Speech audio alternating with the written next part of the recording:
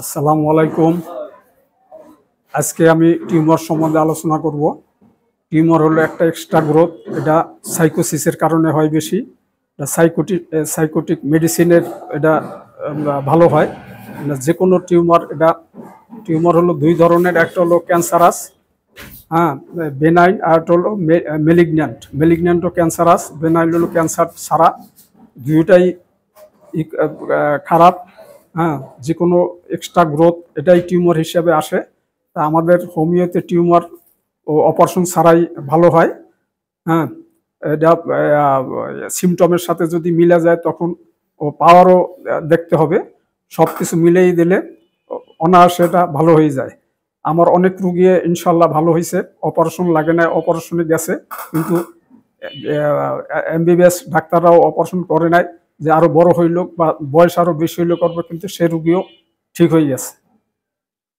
আর যে কোনো টিউমার হোক আমাদের হোমিও ঔষধে ভালো হয়। আপনারা নির্দ্বিধায় এটা চিকিৎসা করতে পারেন। এটা পাওয়ার এবং সিমটম, যদি সিমটমের সাথে মিলে গেলে পাওয়ারের ব্যাপার আছে। কোন রোগীর সাথে কত পাওয়ার দিতে হবে, পুরানো হয়ে গেলে তখন হাই পাওয়ার দিতে হবে। হ্যাঁ, এভাবে দিলে টিউমার ইনশাল্লাহ ভালো হয়, অপারেশনের দরকার নেই। আর এটা নিয়ে এত টেনশনও দরকার নাই, ধৈর্য ধরে খেলে এটা ইনশাল্লাহ ভালো হবে। এই ব্যাপারে মেডিসিন অনেক, টিউমারের জন্য অনেক মেডিসিন আছে। থুজা আছে, ক্যালক্রিয়া ফ্লোর আছে, ফাইটোলাক্কা আছে। জায়গা ভেদে এক এক জায়গায় এক এক রকম টিউমার হলে তখন মেডিসিনও আলাদা হয়ে যায়।